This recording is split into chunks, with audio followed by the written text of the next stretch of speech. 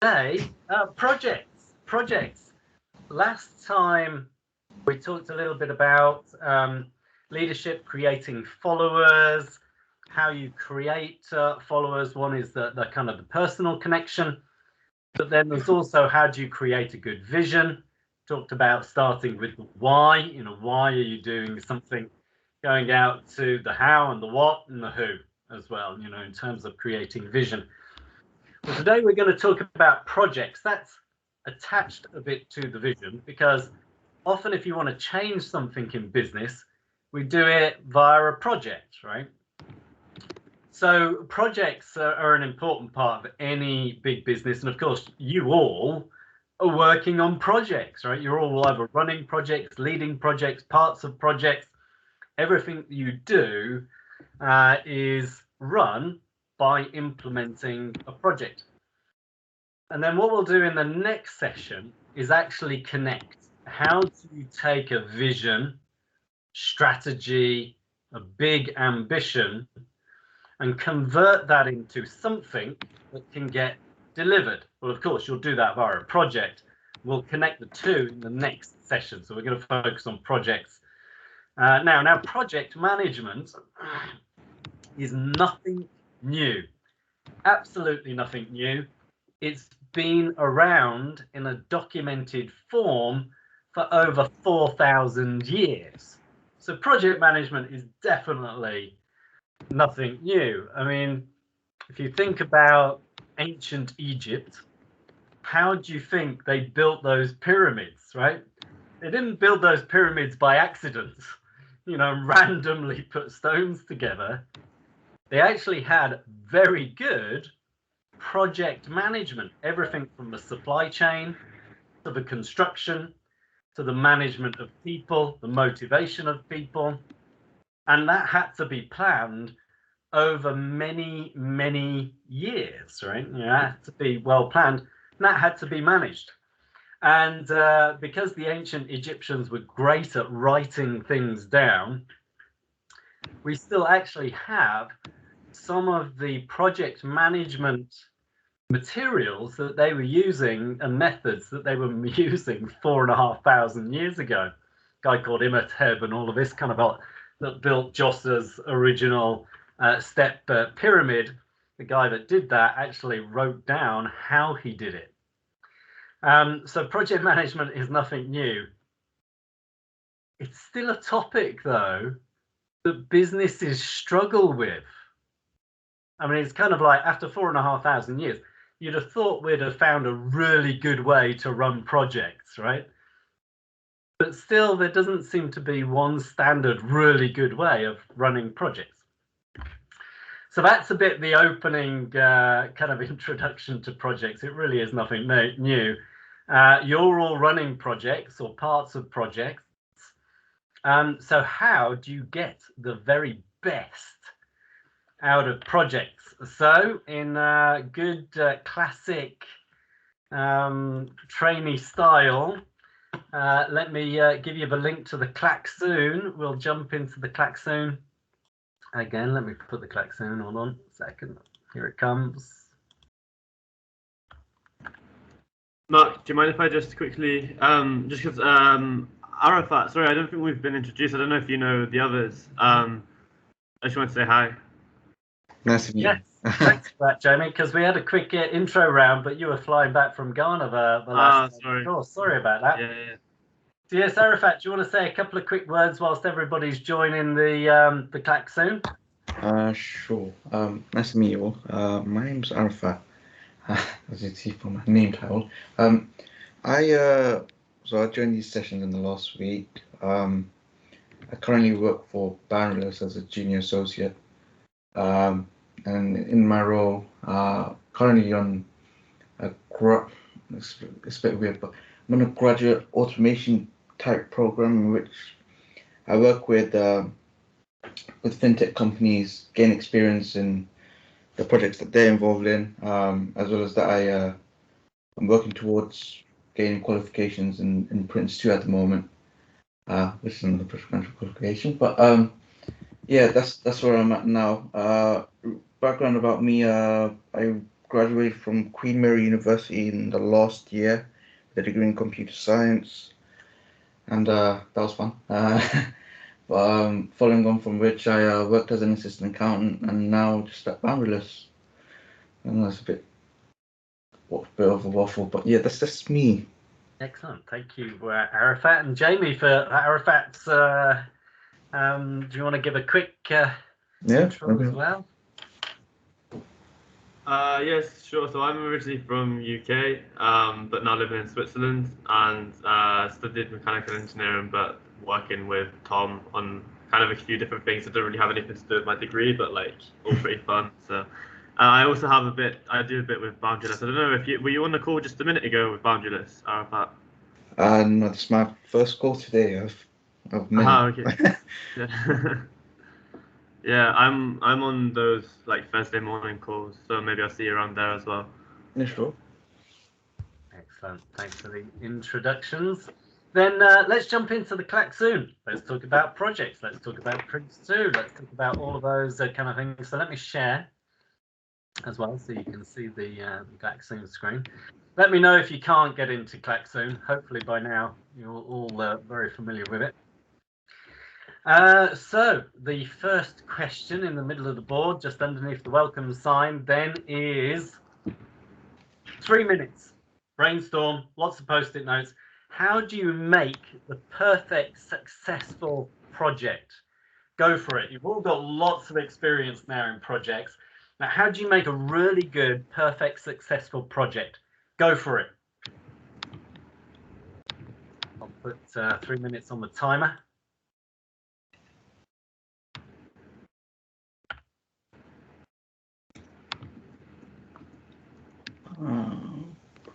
Tip from on there. Lots of really good things, factors, components that make a really good, successful project.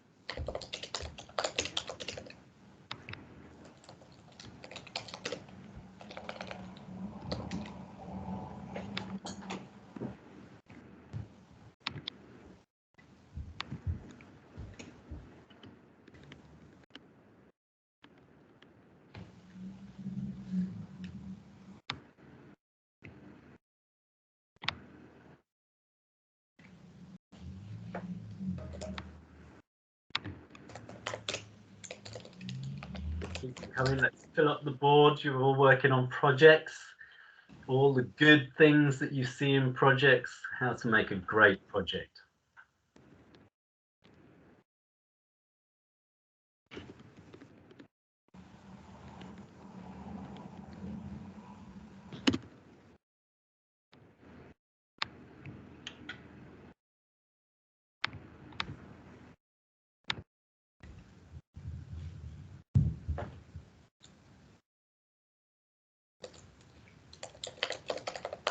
Keep it coming. 90 more seconds.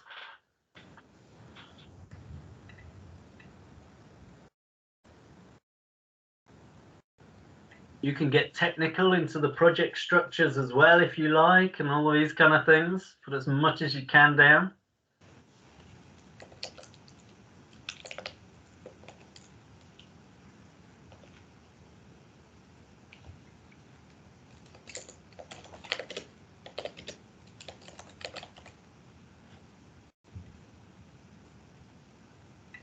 $60 more seconds. Let's throw a few more things down there. Anything about projects that helps make them work well, be successful.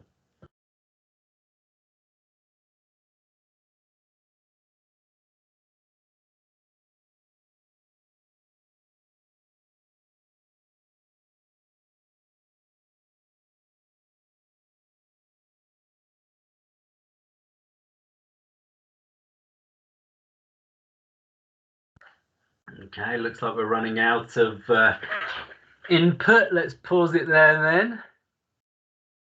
Excellent. So we've got some good stuff here. We've got things like hit deadlines, be open with team members, communicate, keep calm, teamwork, realistic planning, appropriate evaluation of skills and quantity of resources. Very good.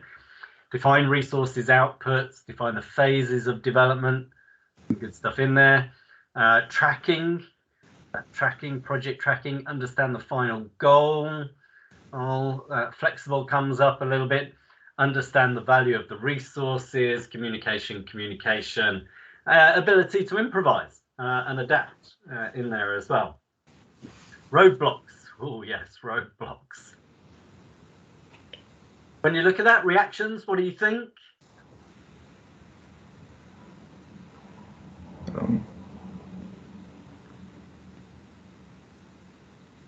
Feedback's quite good actually.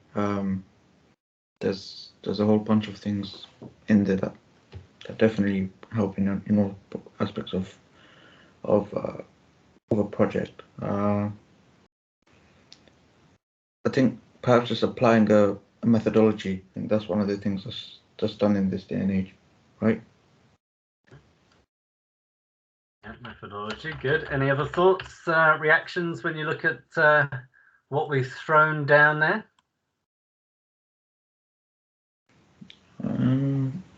Is there anything about leadership? Because part of being effective project manager is being a good leader. Something we talked about last week. But I think if you're, if you have some sort of vision, if you're able to, understand the bigger picture, that always helps. Yeah. Very nice. Other thoughts, input?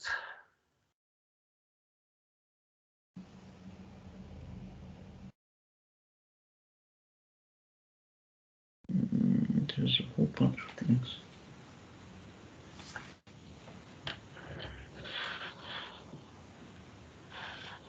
So if you look at the topics that we've got here now, and you think about them running a project, then a project is often split up into phases, or buckets, or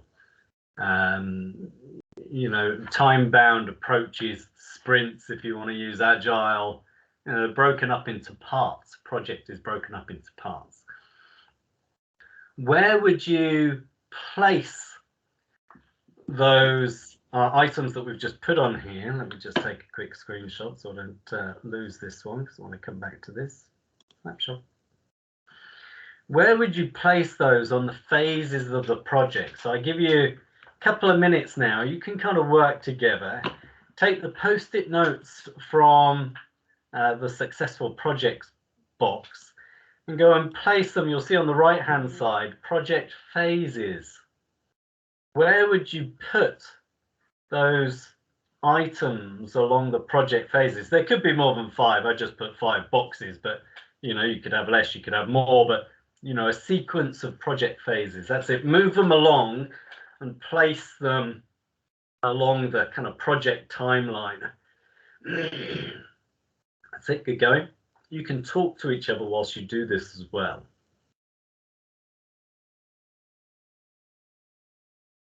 Yeah, I put flexibility somewhere in the middle of the process, because that's like usually where the feedback comes in and you need to change things and adjust and finish. Absolutely. Very good point. You might start with a plan, but then once you start involving other people, realize you have to be a bit flexible, right? Absolutely. And some of these topics might improvise. Yeah, improvise, yeah.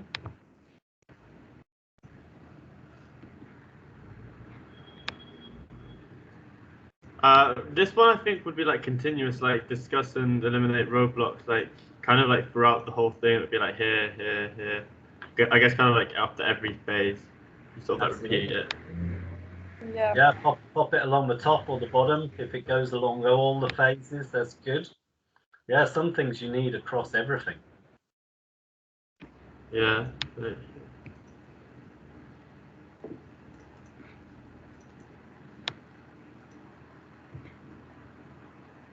Yes, looking good.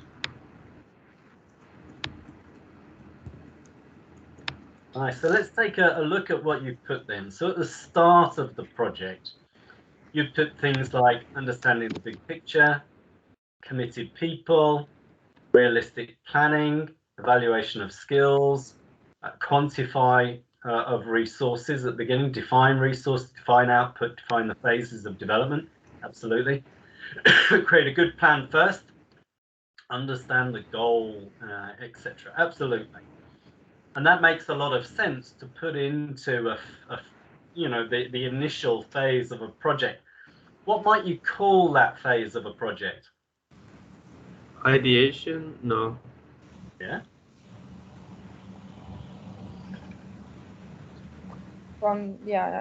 Initiation or The initiation phase. Yeah.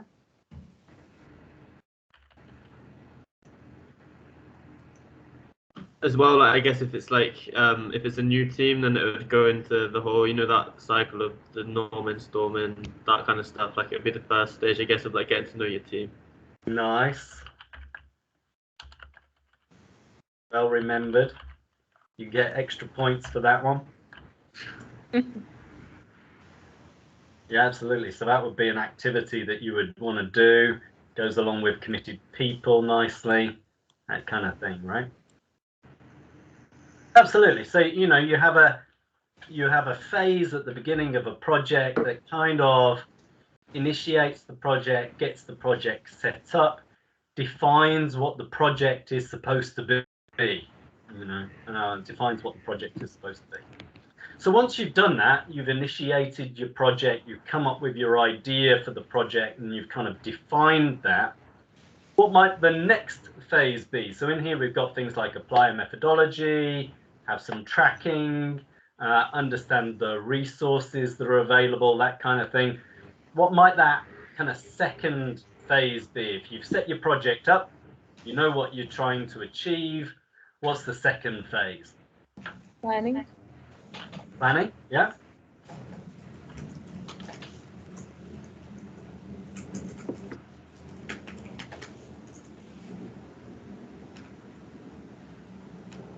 Yeah, anything else?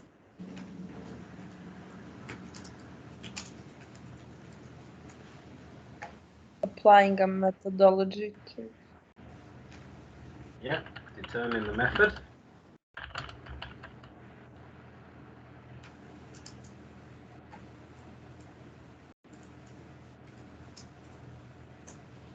If there's a project, so you say you've defined the goal of the project, and you don't necessarily know 100% what the answer is yet, what would you need to do? Kind of after you've kicked off the project, what would you need to do to kind of understand what you have to do? Oh, Make like a plan. breakdown or something. Break it down by stages. Or... Break the problem down. Absolutely. And within that breaking the problem down, you might want to do things like research the topic, analyze the topic, to try and determine what the best solution is.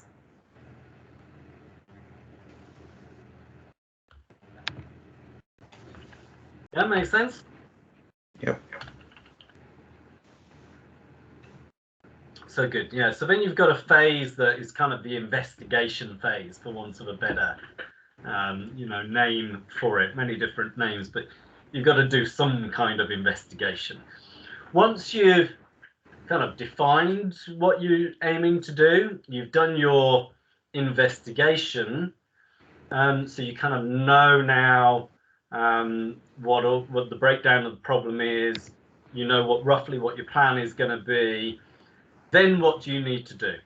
So here, in the third bucket, you've already put things like teamwork, be patient, bit of flexibility, keep the client informed, communication, improvise.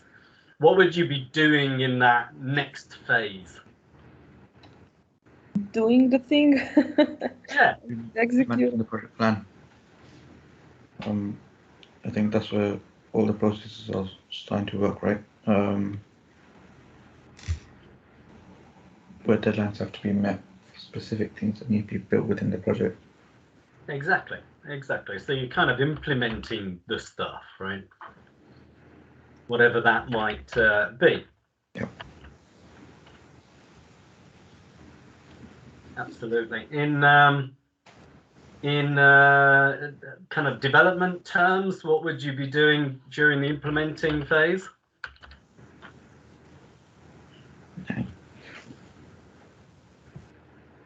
Executing, developing. Yeah. Exactly. So then you'd be doing the programming, all of that kind of good stuff, right?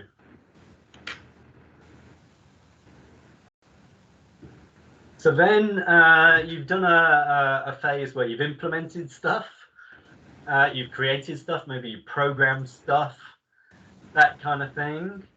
Then there might be a phase after that. We've got staying calm in there, definitely.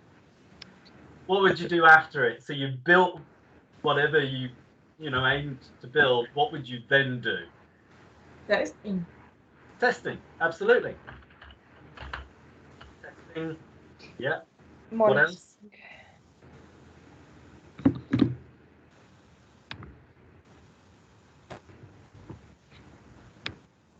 Testing and validation of what you Validation, absolutely. Nice. Yeah, anything around, launching the solution, testing it out, piloting it, validating it. Absolutely. You need something like that in a project, right? And then once we've tested it, validated it, seems to be good. Let's hope it's good at that point. Then what's the kind of, how would you finish then a project? What would be the final kind of phase of something like that? So you've tested. Good. Say again, sorry. Migration or going live. Or... Migration, very good. Closing. Go live. There's a stage after. Getting.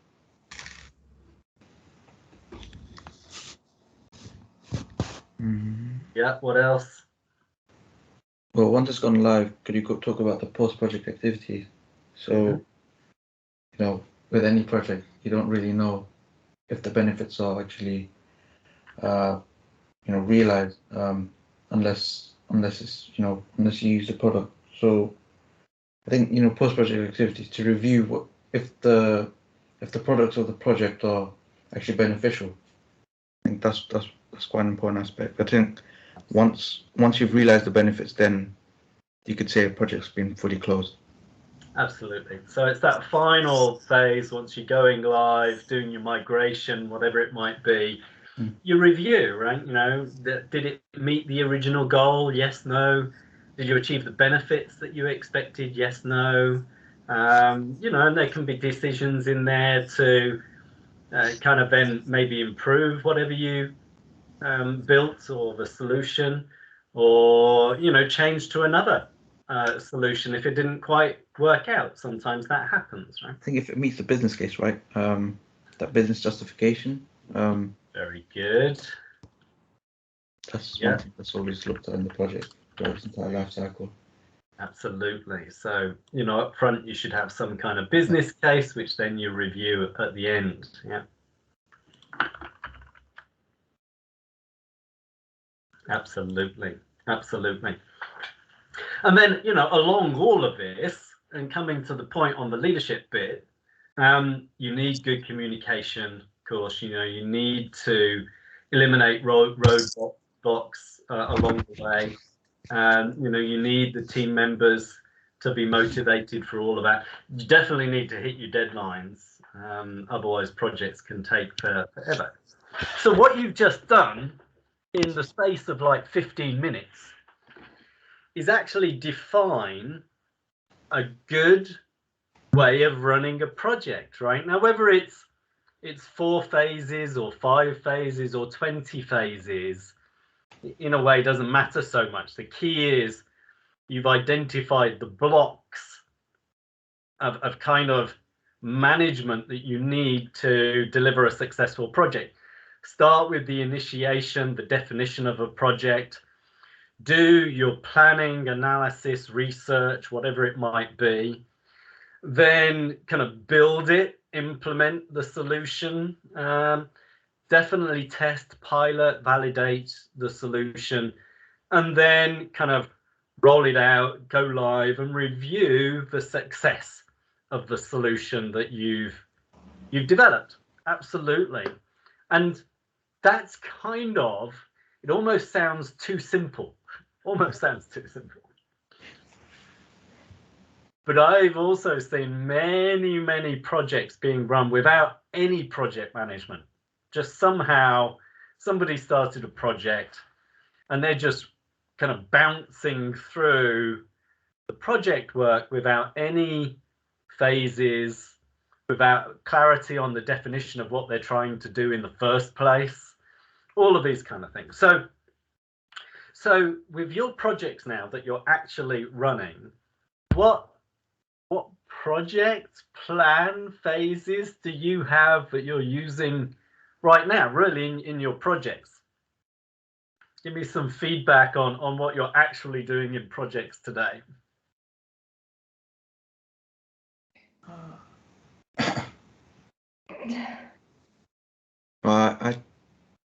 Sorry for responding, guys. So just taking updates on a regular basis from others, just making sure they're on track, just chasing people up on a regular basis as to if this is being done, when they're going to do this bit of the project. I think, yeah, that's the stage I'm in right now, just more or less just chasing people, which isn't always the most fun thing, I can tell you.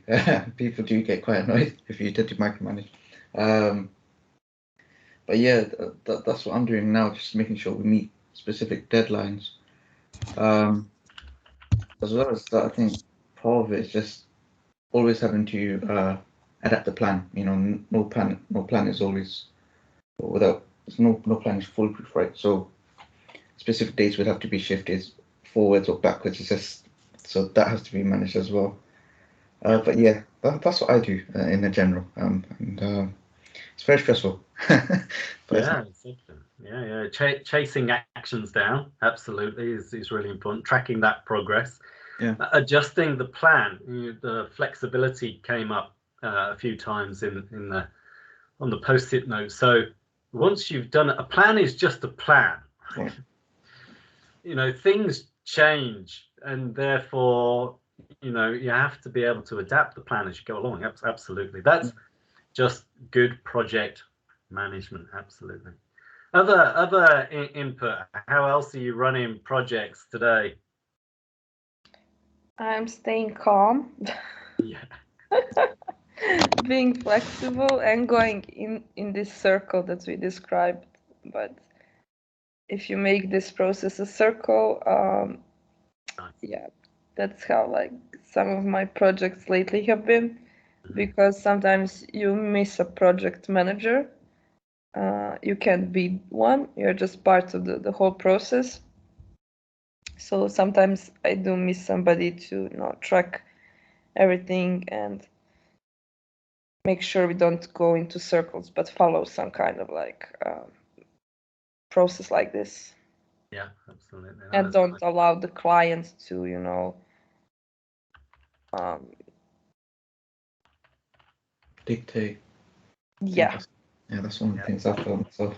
I've seen so many cases where clients have they wanted things done in their way, they want to be very specific on how things should be done, and then you can't really do that because you'll make everything a whole mess, right? So I guess not to get bullied by the client, have some sense of authority. Obviously you don't want to bully the client back yourself to maintain a good relationship with the client, but I think just understand where you stand on each aspect of the project. But I think most importantly, just listening, right? That's really important, because one of the things, or one of the mistakes I made early on, whilst taking updates or just talking to clients in general, was just buying in every time, like just when they were relaying back information to me. I don't think that's always the best thing. If you just listen, understand exactly what they're saying, and then you could have a more defined thought as to what feedback you want to tell them or what they could do better. And I think that always helps, right? Yeah. I'm going off on a bit of a tangent. Nicely put. Yeah, I agree. It comes to the question then, why is there not one way of doing the perfect project? Because you were both touching on topics there, so that kind of go towards that question, why isn't the one way of doing a perfect project?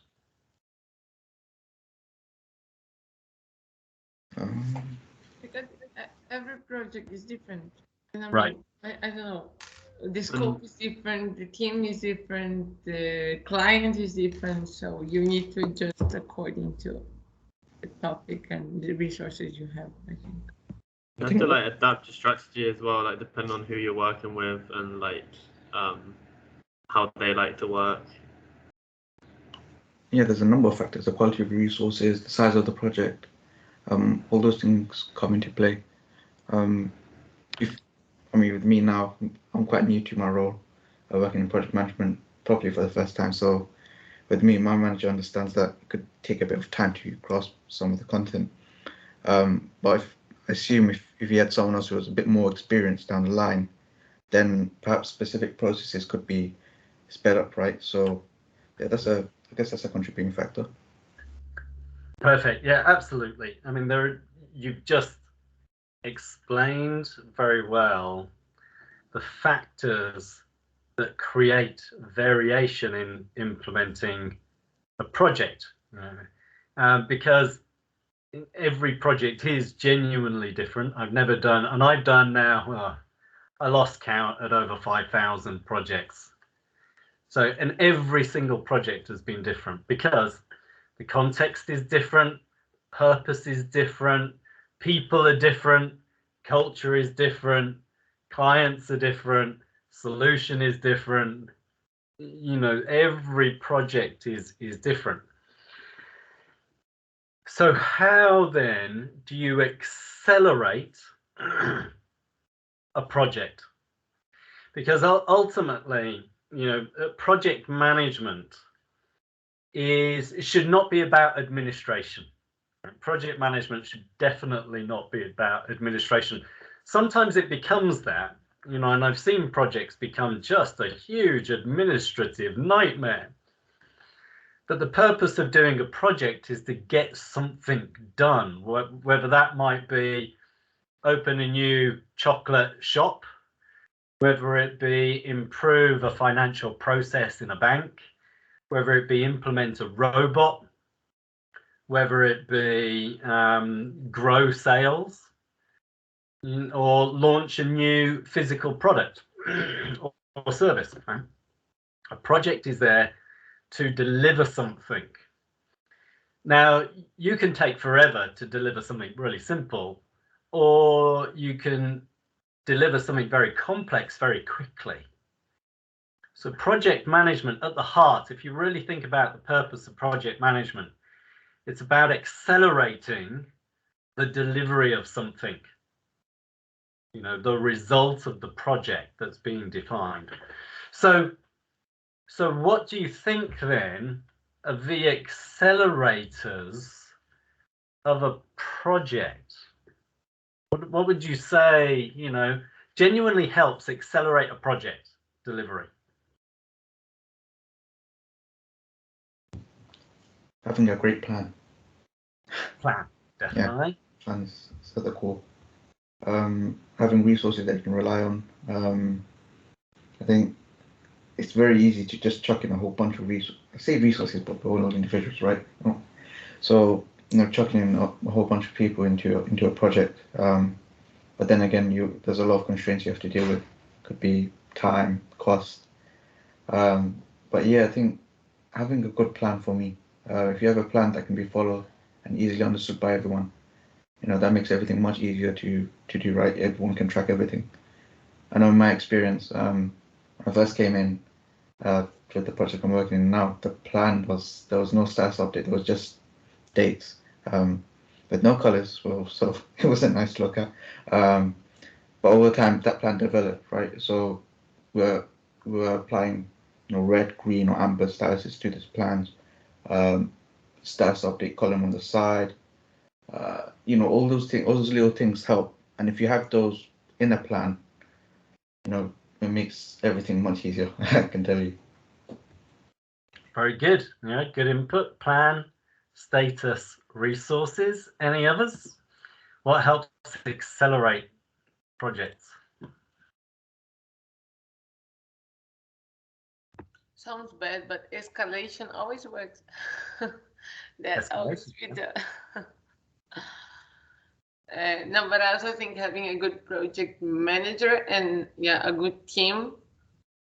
If you work, if you kind of respect and want to deliver that to that person that is managing you, when you have a team of people that are all committed, you could find a workaround to accelerate things as well. Yeah, I think listening as well, because there's always somebody in the team that sees something differently and sees the gaps or what we can do differently. So if we are able to listen to that person, or project manager is able to listen to them, I think that's like the goal that you can have if you are able to, listen to everybody. How about passion for projects as well? Things are always sped up if you have passion, right? In any context. If I have more passion for, any specific topic, or if I have a specific interest in that topic, then that's always going to be sped up. I'll spend all my time just working on it. If it's something boring, then it's just, it's not really going to have much effort into it, right? Good. Any other project management accelerators?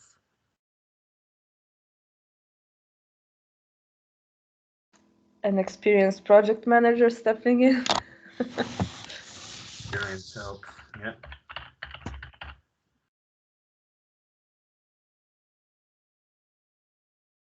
So, okay, we've looked through, so I'm sharing again. So we've looked through the phases.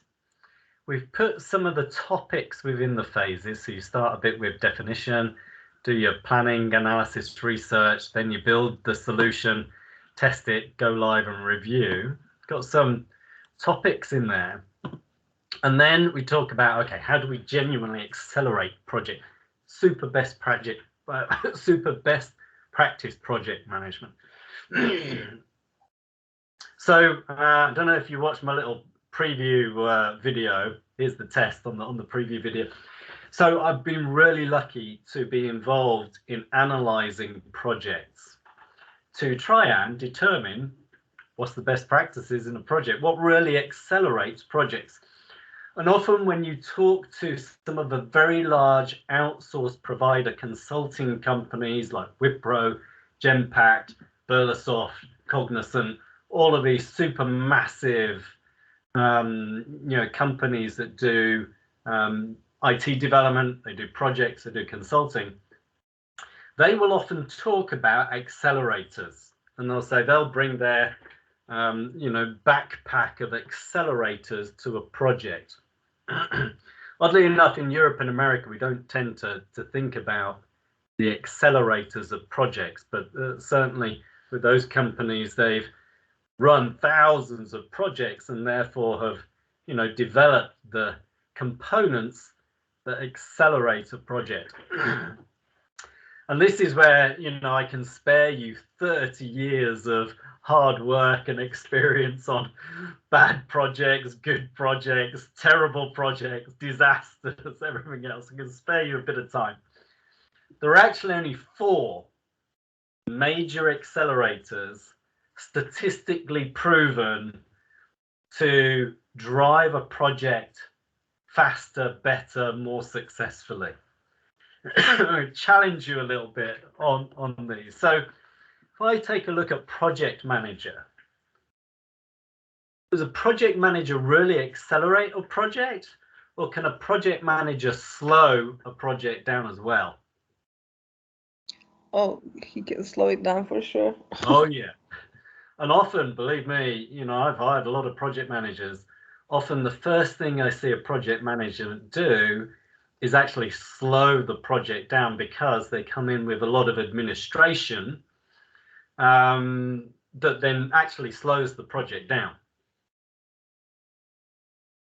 What about project plan? Project plan going to accelerate a project, or could it slow a project down? Depends on how it's structured. Oh, go on, James. Sorry. Oh, sorry, I was just saying it can do both. Like, it depends. Like, you can plan too much. Absolutely, it depends. And I think Arafat was saying it depends. Absolutely, it can depend. I mean, I've run projects with 5,000 lines of a project plan, and I've accelerated a project by doing that. I've also seen other projects run with 3,000 lines in a project plan, and it is the most tedious, slowest project I've ever seen. And it's the difference between administration and planning, and more importantly, phases. So if you have a project plan with 4 lines on it, that can be just as successful as a project plan with 3,000 lines on it. It's about having very clear, discrete phases. So it's having a phased approach to your project. That's an accelerator, whether it's 4 phases, 5 phases, whatever it is. It's the phases in the project plan which is the actual accelerator. Might come as a surprise, but very statistically proven, as long as you have some clear phases, then that accelerates your project delivery. Make sense? Kind of? Yep. The key with phases, there's a footnote to phases though. The footnote to phases is it's delivery to the end of the phase. So if I'm doing my analysis or research, for example, having a clear date at the end of my research phase and delivering to that date, that came up a few times in the post-it notes, you know, delivery to deadlines. So the phase is about making sure people to deliver to the deadline of that phase. And at that point, there should be kind of like a sign off for completion of the phase. That's also important. So that's the footnote that goes underneath the phases. But there's a clear delivery date. And when you hit that delivery date, there's some kind of review to say, okay, have we completed this phase now? Yes or no? That's a huge success factor. Huge success factor. Huge accelerator for projects. Very good. Resources. Do they accelerate or could they slow you down on a project? Depends. Depends. Again, absolutely. It depends. You know, I've done a project just on my own. You know, run a project on my own. Often end up running projects just on my own without any resources, and I can still get the project done. I've seen a current project that I know about has so many resources that actually what's happening is it's slowing the project down because there's just too many people in the project. So I've seen that slow the project down. So it's not in itself an accelerator. It can depend. It's not a proven accelerator. What about status and tracking the status of the project, whether it's a RAG status, which is red, amber, green kind of signaling, or whether you measure via a percentage, or whether you have that list of actions and you chase those actions versus the dates down. What about kind of project tracking? Let's call it like that. Project tracking, project status. Accelerate or could it slow a project down? It also depends. If the messages are communicated properly and they're up to date, then then you say you could accelerate a project well because everyone would know exactly what to do next. But if the status is unclear and it's out of date, then you're in trouble because no one really understands exactly what point you are with a specific aspect of a project. Yeah. So therefore, if I take the reverse of some of the challenges you put in there, ensuring that you're tracking to delivery, chasing the deadlines down, and being clear on status, where you are along those phases, for example, that is an accelerator, the absolute proven accelerator. So having somebody phoning people up, have you done it yet? Have you done it yet? Your deadline's about to come up next week. Have you done it yet? Having that kind of tracking, you know, when that becomes a larger and larger project, you can't phone everybody up. So then you need some kind of tracking mechanism, whether it is a RAG status or a percentage or something like that, to be able to track larger projects. So then you have some kind of you know, tracking mechanism. That might be Jira. I think I saw somebody mention Jira, which is kind of like an action list. It could be the team's actions that you can chase, but tracking status and kind of the management of that, a definite accelerator for projects. Very good. There are two more. There are two more because there were four. We've got two of them. Phases, tracking the status. The third one then is actually, you put a lot of it in the first phase of the bucket, and that's project definition. Having a clear definition of what it is you need to do, be it what you want to achieve, having a business case, understanding the benefits, is absolutely a fundamental accelerator in a project. How many of your projects now have a very clear project definition?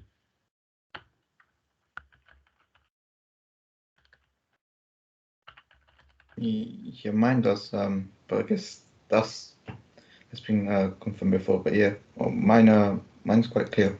There's a whole bunch of documents online that clearly outline exactly why we're doing the project, exactly what benefits can be realized, and yeah, that's with me. I'm not sure about you guys.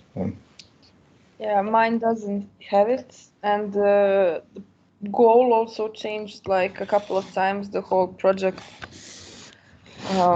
vision also changed, so the definition wasn't defined and is like still being discussed, and I'm expected to be like working on it. So that's been like most challenging part, like not understanding like the bigger vision, just going what the client says.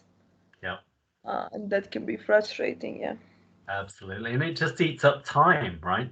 Yeah. Exactly. So if you don't have a good, clear project definition, you just lose time. And therefore, in reverse, then having a clear project definition can then save you time and accelerate then the project. Because otherwise you just end up going round and round, kind of in circles a little bit. And a big part of that is scope as well, you know, being clear on the scope, what's in scope, what's out of scope.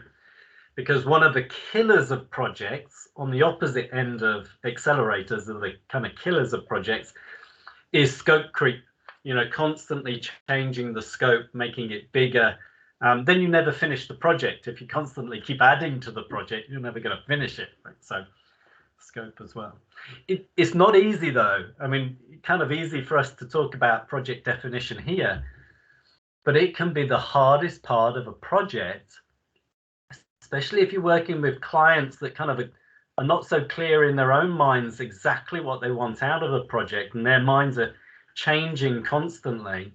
Project definition is difficult. It's not as easy as you might think it is, which is why often, you know, I see a lot of projects without a real clear definition of what they're there to do. You know, it's usually the first problem to try and solve if you pick up a project halfway through, which I've also done many times. It can be very painful. Last accelerator then kind of sits above the project itself, and that's sponsorship. We've touched on sponsorship before in some of the other sessions, but sponsorship, if you come across a project and there's not a person kind of sitting above that project saying, I want this project, I need to get it done. I'll make sure that all the roadblocks disappear. I'll make sure you have the right resources. Somebody truly sponsors the project. This for me is an automatic red flag. If I pick up a project and there's no sponsor, I'll often go, go find another project manager because this is going to be too difficult. Project sponsor.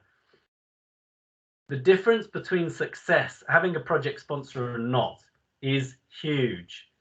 It's in the order of the success rate of a project with a sponsor is about 70%. Without a sponsor, 7%.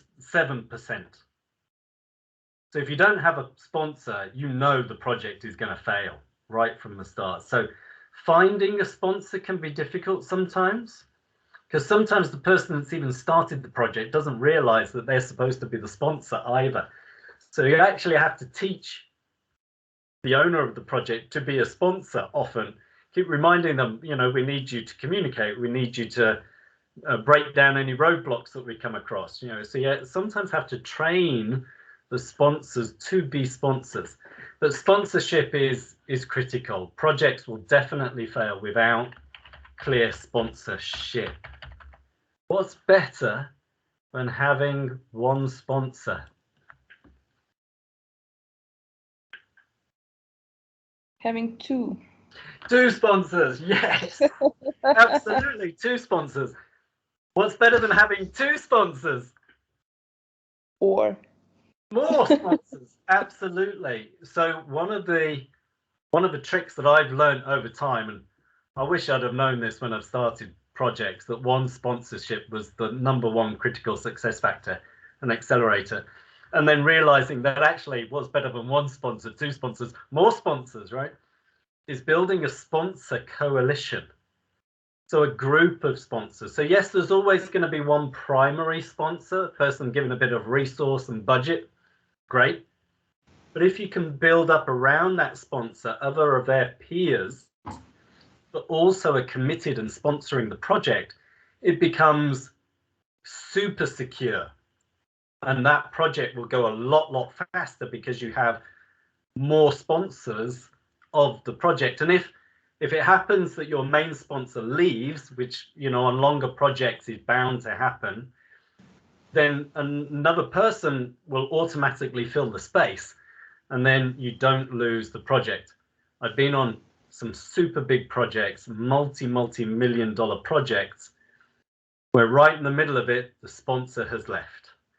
And within weeks, the project has collapsed, because without the sponsor, the project's not going to move on. So yeah, find yourself a good sponsor and try and grow a sponsor coalition. These are the 4 accelerators of projects. It really is that simple. But it's taken me 30 years to work those 4 accelerators out. And so now I'm giving you those accelerators as a gift to help you, you know, go, you know, accelerate your projects. Focus on those 4 things. Your projects will be far more successful. They can still fail because external influences can always destroy a project, but those 4 projects will make you as a consultant, as a project manager, far more successful. Couple of minutes, questions. You know, when gathering sponsors, or how do you, I guess, is there one specific way to, you know, how to best justify to why the sponsor should sponsor you in this project? I mean, yeah, I mean, it's obvious to say, oh, this project is great, you know, it will do X, Y, and Z. But exactly, is there something that you've done over the last how many years, as to, you know, how to convince them to take on board this project or sponsor this project? Because there's something you can tell us, or I'm not sure.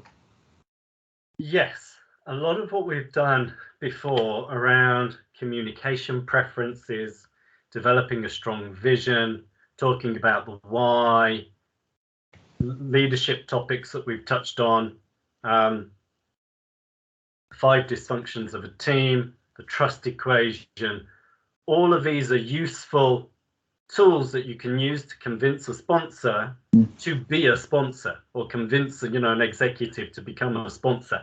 Absolutely.